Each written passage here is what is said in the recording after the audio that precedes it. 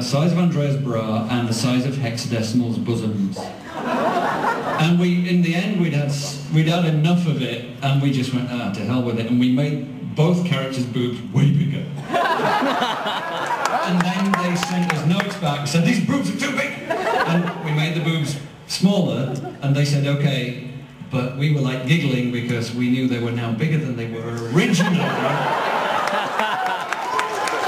It's like, if you want to get away with something, push it out here, and they push it back, and it's further than it, so, yeah. And they... I have one way in the back. Can you laugh like hexadecimal? Okay, that's a... Okay. I said you'd have to do this. Oh.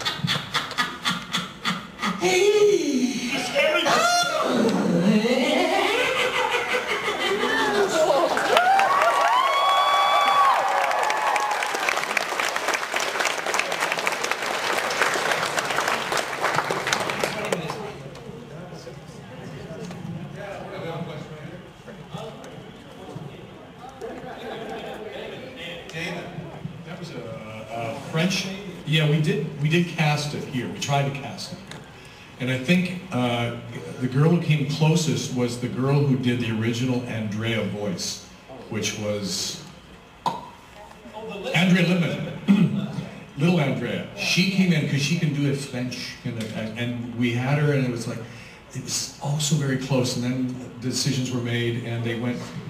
Because we love doing, if you watch any of our shows that we have creative control of, we love to do a palette of colours, a palette of voices, a palette of characters. And we like all the voices to be, different, unique. And yeah, Andrea did a lovely job. But it was like, well, no, that's French. That's an English girl doing a French accent. Let's get a French-Canadian girl who isn't doing an accent at all. So we cast for a French-Canadian actress, so that is her real accent. And there's different nuances to the phrasing if you listen to what a quote-unquote genuine accent rather than somebody putting on an accent. So yeah, her name was Colombe de Mers, I believe. Yeah, she was recorded at wherever you guys were. I don't think I was from. Oh, yeah. But what's interesting, a lot of people may not know, is the characters of Mike the TV and Fong and those guys were recorded after, because I was in the session as the director. So we recorded, and I would do sort of my mock-up in the session and then have to go in after the show and do my lines. So when you hear them all together talking to each other, Fong was never talking to the rest of the group. So, true.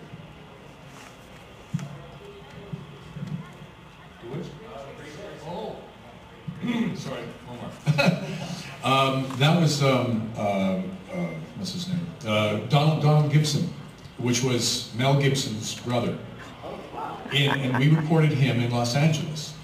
And it's funny because Donald Gibson, if you watch any Mel Gibson movie, you will see Donald Gibson somewhere. He's got a bit of a, and he looks nothing like Mel Gibson, but sounds exactly like Mel Gibson. It was uncanny, and he was one of the nicest guys that I'd ever worked with. But yeah, we recorded him in LA. So. Yeah, you guys are not saying that. Any questions for Scott McNeil? Who would like to hear from Scott? Come on. Woo! Who on earth is Scott McNeil? Hello. Lord. Beast Wars voices. Oh my God. Innocent Van. Perhaps you'd like me to take you out the old-fashioned way. Brutally! You would like to see a trend there, Dino Boo. Or should I say lizard lips? I was kidding about the lizard lips. Oh man, we're all gonna die. No more fighting, no more fighting. Fighting gives you eyes, Penetra, a headache in his whole body.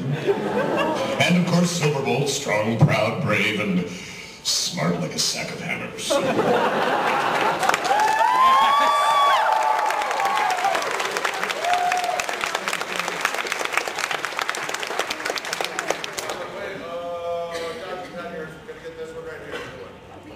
Did you know from the very beginning that Nibble I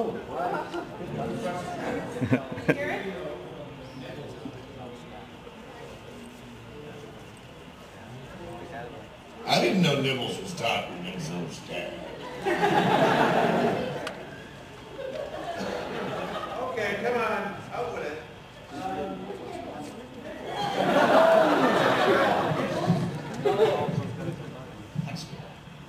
Nibbles, as you may, these guys don't even know this.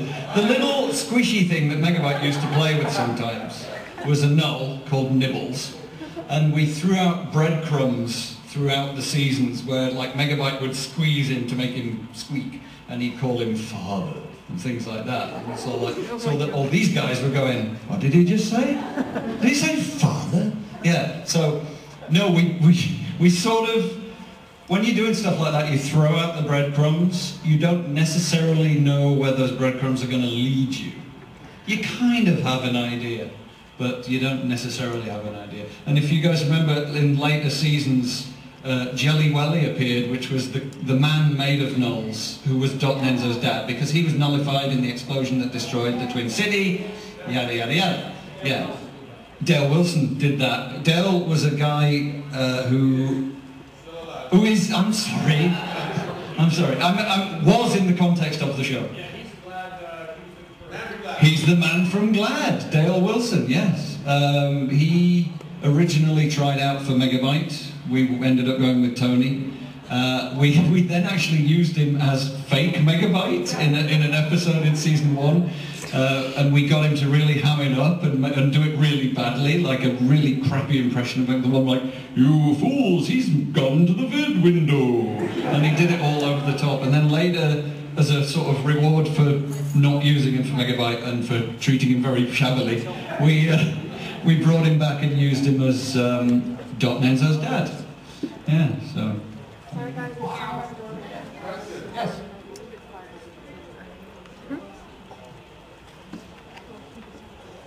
Oh, okay, you want to embarrass me, do you? Okay.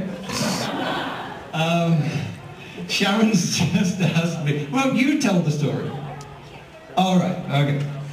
Sharon's just reminded me that in season 3, where Bob forces a restart of the system and they allow the system to crash and hope that there is a user and that the user will restart the system. And if you remember, there was that's the closest we ever got to the user. A lot of people gave us the business about the fact that in the opening monologue, Bob says, you know, they say the user lives outside the net and he puts games play. I intend to find out. And a lot of people online, I've actually seen lines online going, Bob's a liar. Because he said he was going to find out and he never did. What a liar. And it's like, we didn't write that line. A guy in LA wrote that line and the network really liked it and we left it in. But the closest we ever wanted to get to the user was in season 3, where the system crashes, the screen goes black, and then you get the typing, the tip-tap, tip-tap, and it's like, you know, system crash, restart, question mark, yes, and it's like, oh, there is a user. Or at least that was what we were going for. And we did it, and we animated it, and we put it in the show, and we finished the show and everything, and then one day we're all watching the show back, viewing the show back, and we all sort of went, why didn't it say ReBoot? That was the head slap moment. Oh, ReBoot. Oh.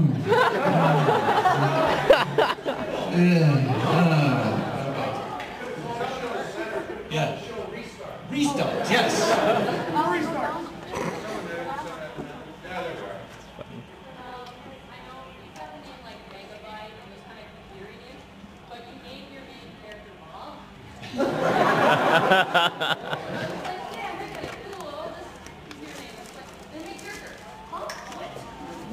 Yeah.